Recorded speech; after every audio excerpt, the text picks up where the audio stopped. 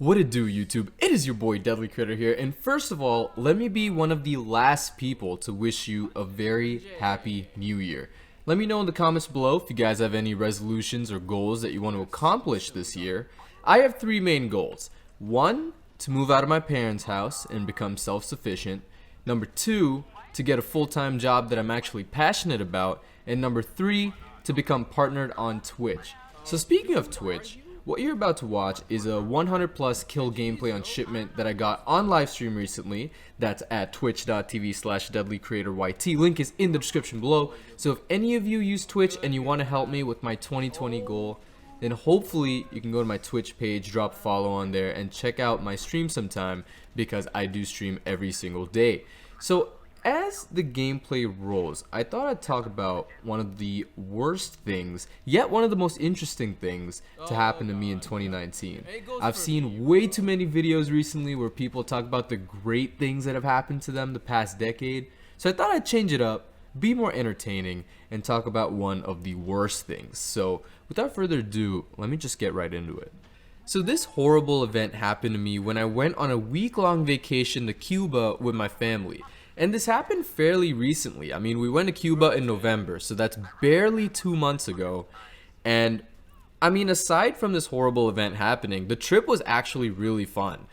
We were visiting different beaches, we were exploring different cities. Havana is beautiful, by the way. Love Havana.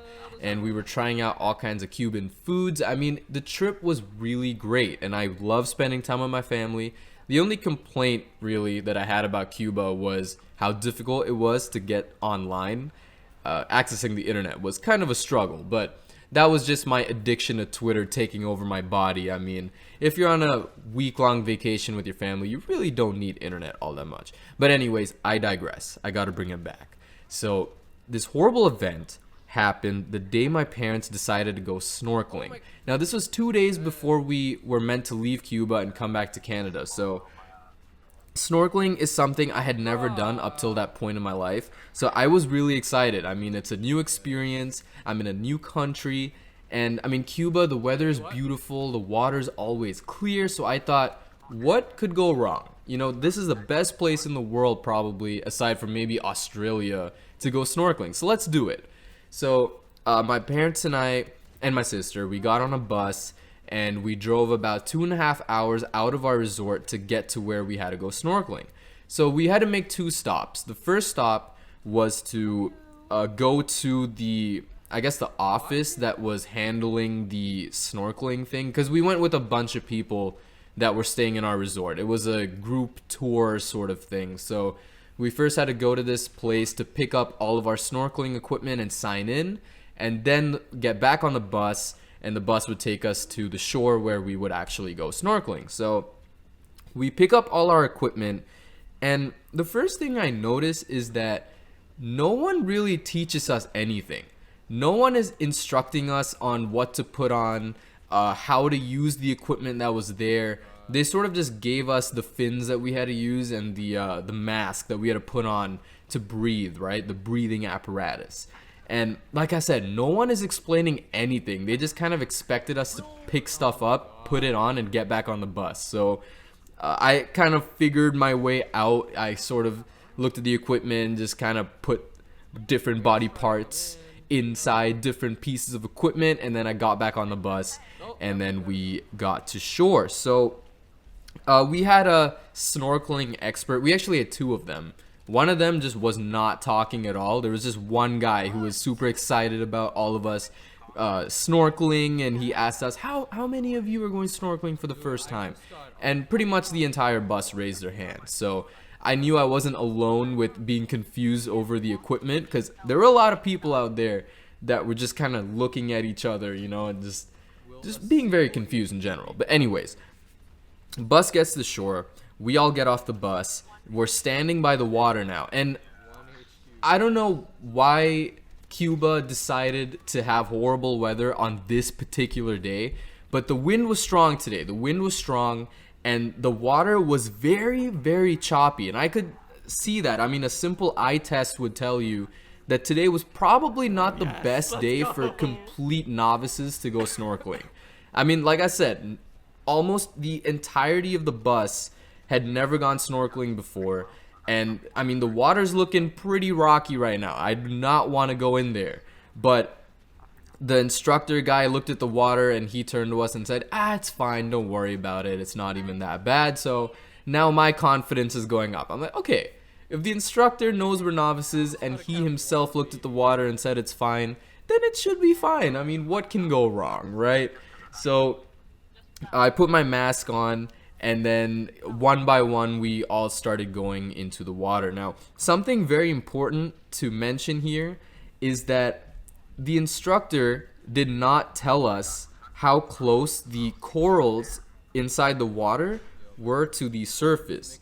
So that would have been very important to know. The whole point of going snorkeling was to see the marine wildlife and to look at these supposed beautiful corals, right, that were right below the surface of the water. But like I said, the instructor didn't tell us how close they were, and also how sharp they were and how dangerous they are to actually make contact with it. So you can probably guess where I'm going with this story. So one by one, we're all getting in the water. It was my turn. I get in. It's super slippery everywhere. I'm freaking losing my balance out here. And I'm in the water now, okay? I'm in the water. I kind of slipped in because, like I said, just getting to the water itself was kind of difficult and very slippery. Now, in the water's super choppy. I'm already being pushed by the water. I'm 125 pounds. I am very light for someone of my age. So I'm being tossed around this water. The instructor is swimming like a freaking fish, like maybe a kilometer out, right? Like he just took off without any of us. And he's yelling at us at the same time that he's swimming, saying, yeah, just follow me. So we all follow him. We're all struggling. The water is pushing me like crazy, like all over the place.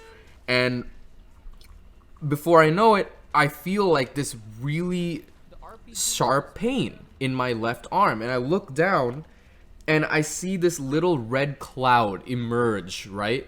Like out from under the water to the surface of the water. And I instantly knew I cut myself on something.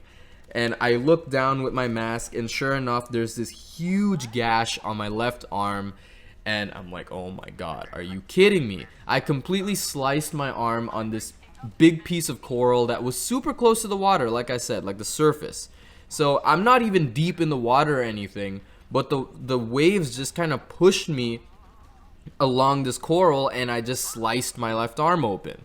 So now I know I have to be careful. So I'm looking around everywhere I'm going, and the water is very salty as well. So my arm is burning, like it hurts.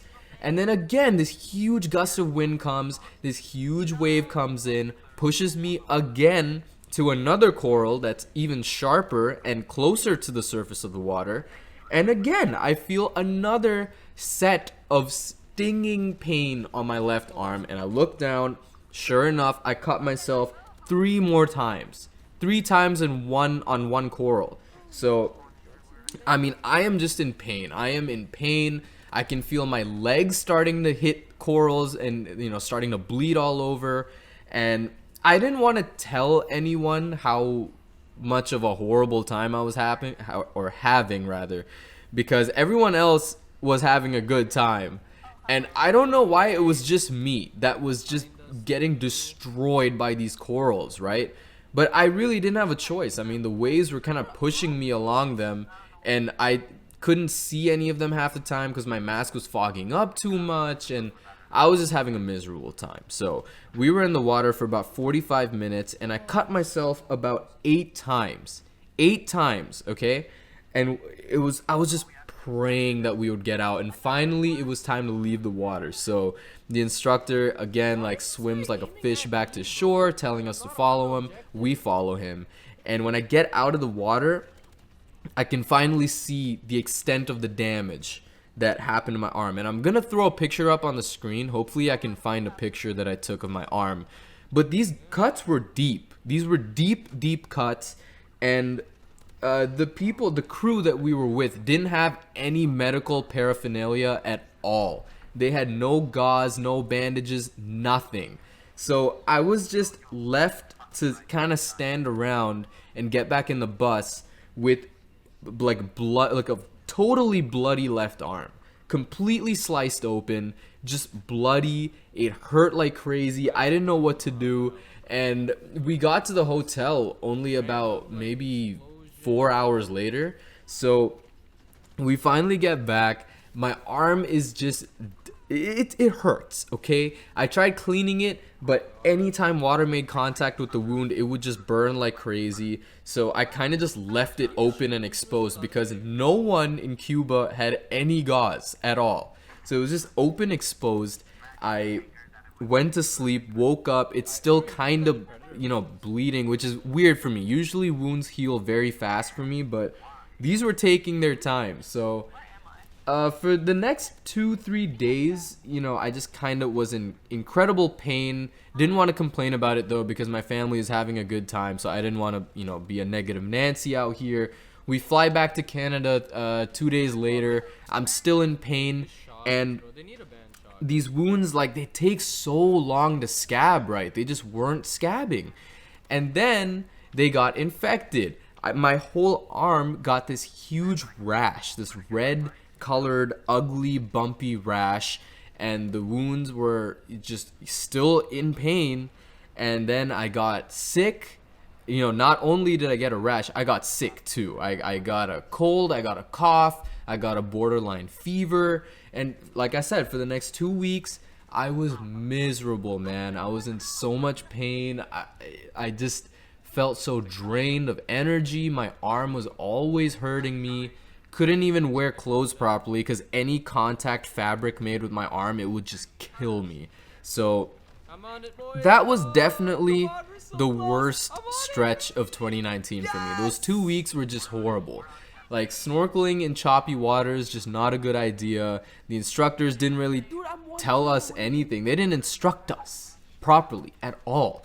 So I was just in a horrible state, and I got back and I couldn't even stream or make videos because I was just bedridden. I could not do anything, I'm telling you. So it was a miserable time for me. Definitely not fun, but hey, it is now January 4th. My wounds have finally started to heal, and now they're I'm just waiting for skin essentially to grow over the wounds, excuse me. So yeah, that's all that I have to say. Very tough time for me, but I hope you guys enjoyed the video. If you did, drop a like, that really helped me out. Subscribe if you're new to the channel. And I would not wish these types of injuries to happen to any of you. It was bad. So yeah, if you have any other questions, let me know in the comments below. I'll be sure to answer them for you. And that's about it. I hope you guys have a great new year, a great 2020, and I will see you guys in the next one.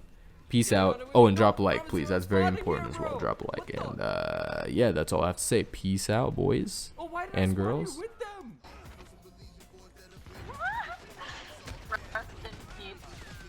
I can't get a single kill. Just go behind you. Stay on it, stay on it. No! No! No! Oh, man. Dude. I wanted to get my 8 kills. Oh, we were close, Ravis. I was close as well. Yeah, take you too. Oh my god. I was 2 guys, like 40 feet away. Yeah. That's insane. Woo. Yeah.